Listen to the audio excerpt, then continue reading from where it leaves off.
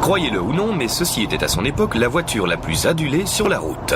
Quand Olds a sorti la Rocket 88, ça a changé la donne pour tout le monde.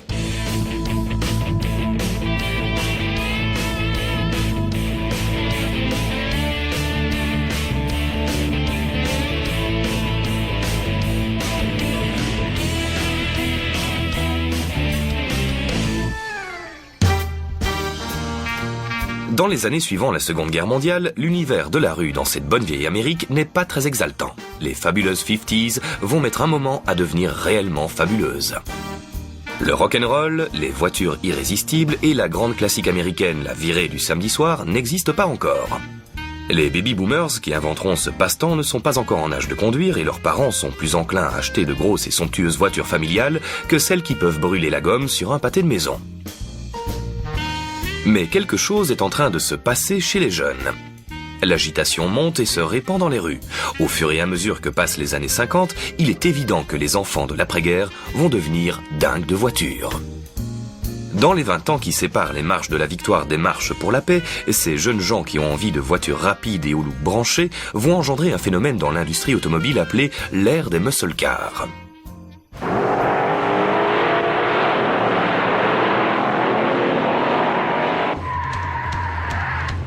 Alors que les années 50 battent leur plein, les grands constructeurs de Détroit ne se font pas prier pour rejoindre la tendance. Passant de plus en plus vite de la planche à dessin à la production, ils se mettent à créer des modèles plus nerveux. Mais la puissance moteur reste à la traîne par rapport au design novateur des carrosseries. Ford produit un bon gros V8, le Flathead, depuis 20 ans déjà. Ce sont donc les rois de la puissance par défaut. Les autres constructeurs automobiles sont restés bloqués dans les années 40 avec des moteurs archaïques, tous conçus selon les mêmes caractéristiques. Ils sont gros, lourds et lents. Mais en 1949, un constructeur automobile prend une énorme avance sur les autres avec un concept révolutionnaire qui associe poids réduit, taille compacte, taux de compression élevé et mécanique moderne, le tout pour un prix modéré. La société automobile est l'un des noms les plus anciens et respectés d'Amérique, Oldsmobile. Leur moteur est un très moderne V8 à soupape en tête et la voiture qui donne vie au projet est le tout nouveau modèle de taille moyenne, la 88. Personne ne le sait à l'époque, mais ils ont découvert une formule qui va alimenter l'ère des muscle cars pendant les 20 prochaines années. Elles étaient très en avance sur leur temps. De mon point de vue, depuis toutes ces années, c'était les premières muscle cars. C'était des pionnières qui, en 1949, 50 et 51, ont dominé les circuits de NASCAR. Elles ont remporté la plupart des victoires. Et la première voiture à avoir été inscrite sur le circuit d'Arlington Speedway pour la première course, le jour de la fête du travail en 1949, était un coupé Oldsmobile modèle 49. Olds ne perd pas de temps pour attirer l'attention de la clientèle américaine sur les performances de son nouveau V8 et le style de ses nouvelles carrosseries. Très vite, c'est Oldsmobile, futur ami, qui envahissent les voies express américaines, roulant décapotés et faisant tourner les têtes. Les acheteurs de voitures à la mode font la queue chez le concessionnaire Oldsmobile du coin.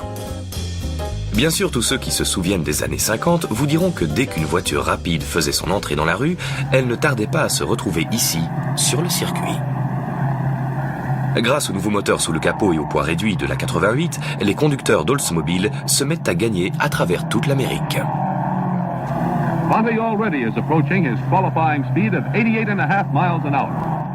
C'est le début d'une dynastie Oldsmobile qui va durer plusieurs années dans le sport émergent, le stock car. En 49, quand ils ont sorti le moteur à taux de compression élevé, ils l'ont installé dans leur carrosserie la plus légère. Ce n'était pas prévu à l'origine, mais je pense que certains hot rodders dans l'entreprise les ont autorisés à l'installer sur la carrosserie de la 88, qui était beaucoup plus légère que celle de la 98. Le rapport poids-puissance était excellent. À travers les années 50, Oldsmobile effectue un bref mais spectaculaire passage au sommet de la pyramide des hautes performances, avant que le côté luxe de sa double personnalité ne l'emporte vers la fin de la décennie. Mais durant quelques années fougueuses, les conducteurs d'Oldsmobile ont emmené la Rocket sur tous les circuits et pistes de dragster d'Amérique. C'est tout de suite dans American Muscle Car.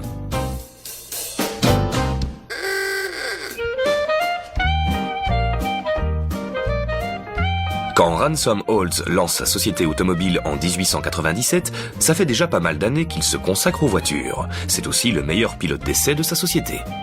En 1904, il atteint la vitesse ahurissante de 91 km/h sur le sable de Daytona Beach, au volant d'une création qu'il a appelée le Flyer. En 1914, Olds vend sa société à William Durand. Elle fait désormais partie de General Motors. Après avoir créé plusieurs modèles très haut de gamme, Oldsmobile se fait une place dans un segment de voitures meilleur marché que Buick ou Cadillac, mais plus luxueuse que Chevrolet. La vie est belle à Lansing, dans le Michigan, et Oldsmobile prospère en construisant des voitures de qualité pour la classe moyenne. À la fin de la Seconde Guerre mondiale, environ une douzaine de constructeurs automobiles font des affaires aux États-Unis. GM, Ford et Chrysler finiront par devenir les trois grands. Mais pour le moment, ils rivalisent avec tous les autres, de Studebaker à Hudson, en passant par Nash et Henry J. Kaiser pour gagner des parts de marché automobile américain. Heureusement, la demande de nouvelles voitures est en train de crever le plafond. Il n'y en a pas eu depuis 1942. Les constructeurs automobiles font tourner les chaînes de montage 7 jours sur 7 et 24 heures sur 24 pour qu'il y ait toujours des voitures dans les halls d'exposition. La plupart de ces nouvelles voitures ne sont que des concepts d'avant-guerre recyclés, mais les acheteurs s'en fichent. Tout ce qu'ils veulent, c'est une nouvelle voiture. Mais après 3 ou 4 ans passés à produire les mêmes vieux trucs, quelques nouveaux concepts font leur apparition.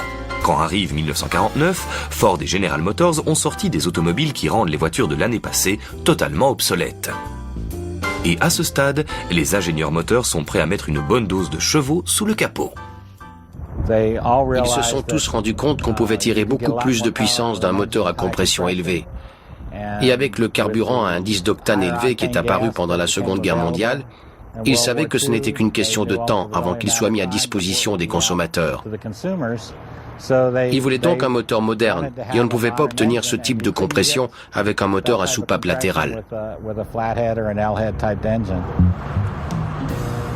Le plus gros modèle General Motors, Cadillac, est la première à arborer une nouvelle mécanique pour aller avec sa nouvelle carrosserie. La Cadillac de 1949 est équipée d'un tout récent V8 à soupape en tête, le premier chez General Motors. C'est un progrès notable dans la conception moteur. Ce moteur de 5,4 litres produit 160 chevaux et pèse 90 kg de moins que le V8 à soupape latérale de l'année précédente. C'est une révolution absolue en matière de moteur automobile. Comme toute bonne révolution, celle-ci se répand comme une traînée de poudre jusqu'à s'emparer d'Oldsmobile. Tandis qu'Ed Cole et ses ingénieurs bricolent sur le nouveau moteur Cadillac, les ingénieurs Oldsmobile créent un autre V8 à soupape en tête, juste à temps pour les nouveaux modèles Olds Futuramic de 1949. Ils le baptisent Rocket. À ce que j'ai lu, ils n'ont pas vraiment travaillé ensemble. Cadillac a même accusé Oldsmobile de leur avoir volé certaines de leurs idées.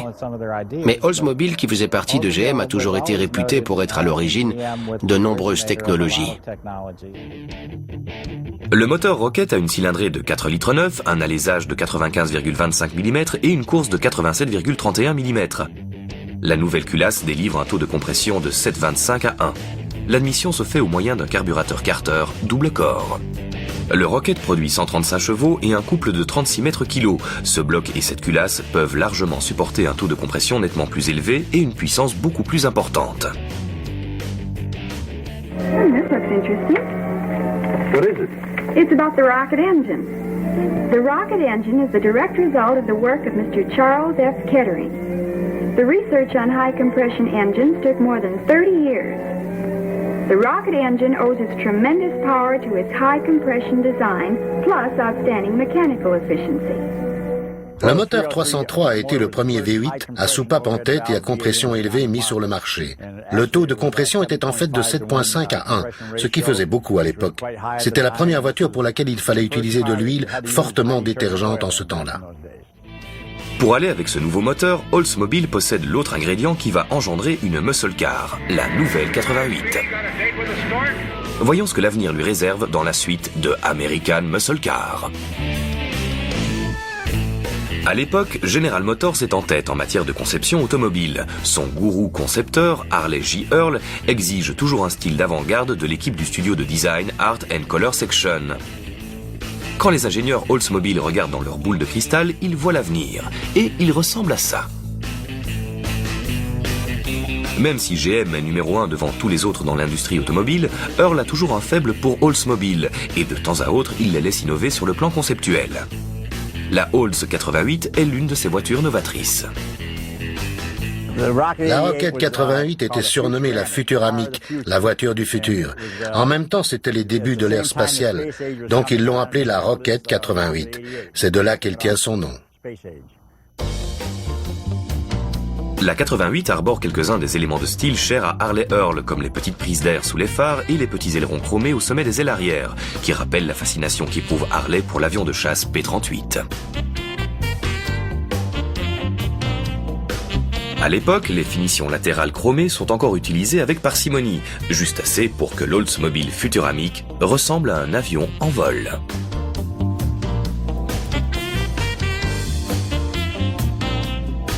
Aussi massive que soit la partie avant, le style de l'arrière de la voiture est presque gracieux. Le toit sans montant du coupé Oldsmobile 88 Deluxe Holiday est une innovation conceptuelle, et son profil en fait le véhicule le plus sexy de la gamme GM. Un superbe cabriolet se joint aux autres Rocket 88, bardé d'une tonne d'accessoires en option. Oldsmobile veut faire remarquer aux autres voitures, y compris à ses homologues de chez GM, qu'elle peut être tout aussi chic que Buick ou Cadillac. La Rocket 88 peut être parée de luxueux objets comme un autoradio AM pour 60 €, le chauffage et dégivrage pour 40 € et un volant de luxe complet avec klaxon intégré pour seulement 14 €. Le rappel de feu de signalisation est à seulement 3 € et l'horloge électrique Futuramic à 10 €. Les enjoliveurs Olds, ceux que les jeunes voyous volaient toujours pour mettre sur leur hot rod, sont à 12 € les 4 et à ce prix, ça ne vaut plus guère le coup de les piquer. L'option la plus coûteuse est la boîte automatique Hydramatic, 130 € de moins dans le portefeuille. Avec un prix de base de tout juste 1600 €, si votre père avait cette Oldsmobile, vous aviez un paternel super cool. J'avais acheté cette Oldsmobile en 1950. J'étais à l'armée à l'époque. Avec 2 copains, je roulais sur une 4 voies. Et bien sûr, comme j'étais jeune, j'aimais rouler vite. On venait de dépasser une voiture et l'un de mes copains a dit « On fait du 175 km/h ».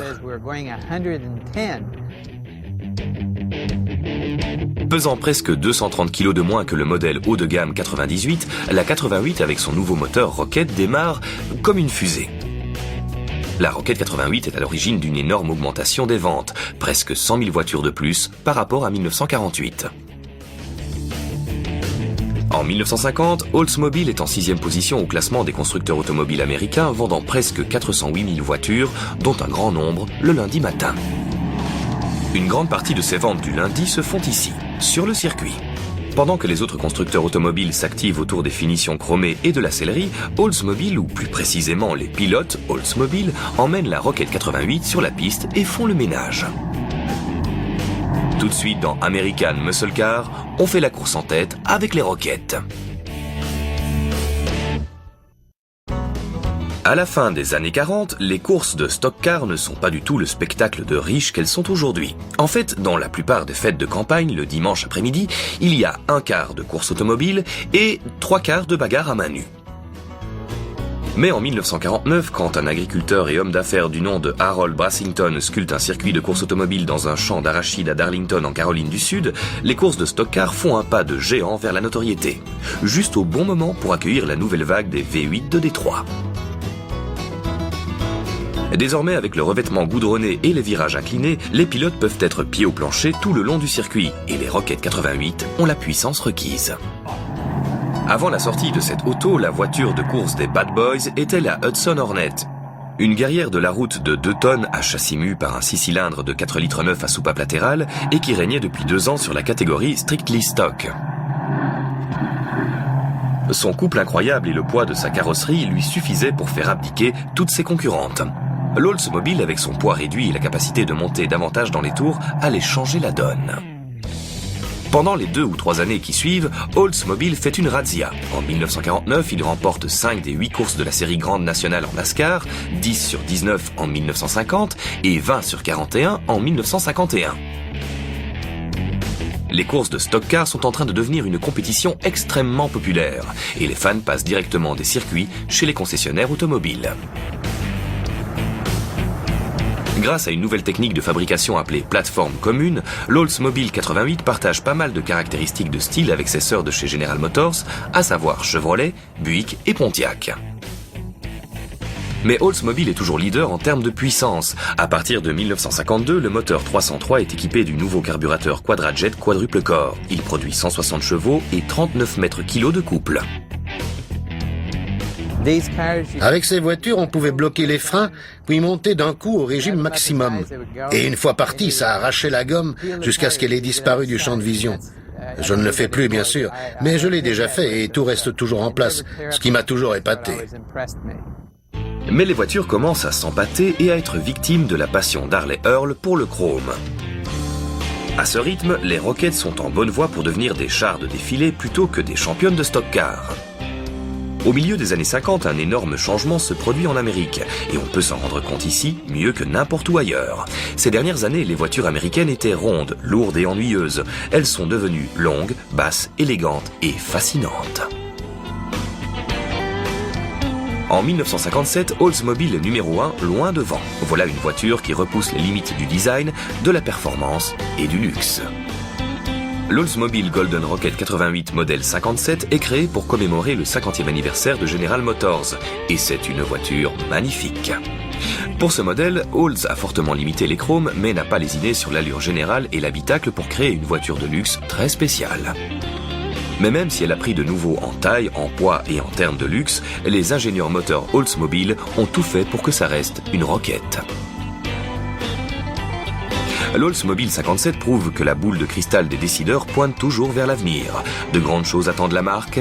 Tout de suite, American Muscle Car nous emmène dans les années rock'n'roll.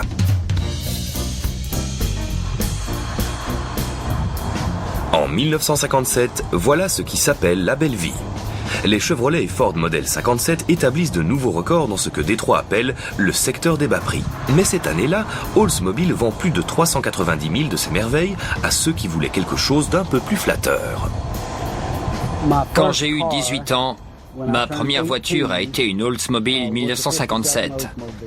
C'était un coupé 2 portes. Et elle était rose et blanche, je vous jure.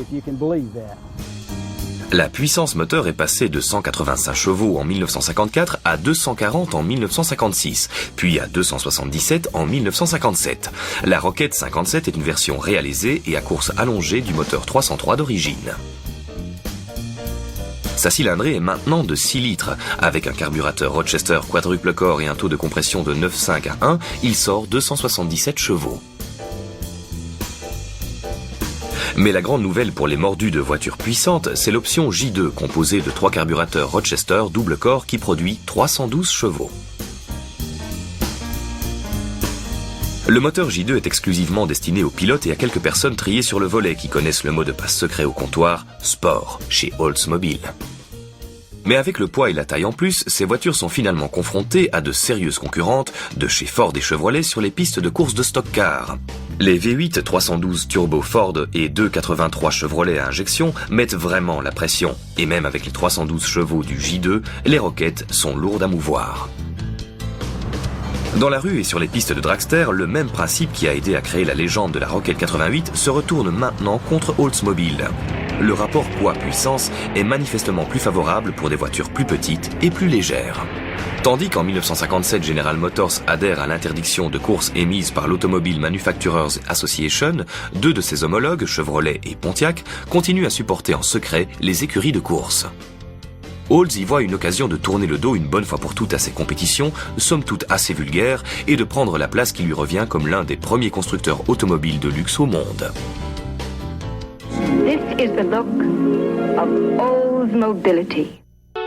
À la fin de la décennie, Oldsmobile semble être plus à l'aise dans le défilé du Homecoming que dans le tour d'honneur sur un circuit de NASCAR. Mais quelqu'un a dû oublier de préciser au département moteur qu'Oldsmobile ne courait plus. Les ingénieurs qui ont créé les moteurs Rocket continuent de produire des chevaux à la tonne. Grâce au nouveau V8 de 6 litres 4 et de 315 chevaux, le champion Lee Petty mène son Oldsmobile à la victoire dans l'édition 1959 du Daytona 500. Les pièces d'occasion de son Oldsmobile modèle 59 avaient été achetées à prix cassé à d'anciens pilotes maison, partis quand la société leur avait retiré tout soutien. La victoire de Petty au photo-finish sera la dernière pour Oldsmobile sur circuit ovale pendant presque 20 ans. The official decision gave Lee Petty, in number 42, the victory by a margin of less than 1 yard over Johnny Beauchamp's number 73. Les voitures créées par Oldsmobile au début des années 60 perpétuent la tendance des voitures de luxe pour les gens qui aiment conduire. Des modèles comme la Starfire sont un exemple parfait de la roquette Oldsmobile. Beauté classieuse, puissance à foison sous le capot et 100% confort.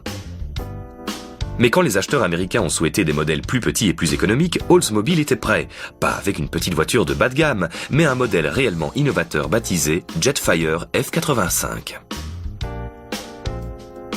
C'est une sorte de petite roquette équipée d'un moteur vraiment unique, un V8 tout aluminium de 3,5 litres avec turbocompresseur. Encore une preuve que les gens qui construisent des Oldsmobile sont convaincus que le luxe et le style raffiné peuvent cohabiter avec la puissance, le couple et un look sport. Le modèle Cutlass F85 va prêter sa structure à une autre légende Oldsmobile, la 442 de 1964. 400 cubic inch V8 engine, 345 horsepower. 4-barrel carburation. 2 dual exhausts. 15 ans après que la première Rocket 88 ait inauguré le concept d'installer le moteur le plus puissant sur une carrosserie de taille moyenne, la 442 devient centrale pour Oldsmobile dans ce qui sera l'ère des muscle cars. Pour beaucoup à Détroit, construire des muscle cars est un exercice totalement nouveau. Mais grâce au Rocket 88 pour Oldsmobile, l'histoire a un goût de déjà-vu. Voilà notre histoire, merci d'avoir été avec nous et n'oubliez pas, ne les cassez pas, restaurez-les.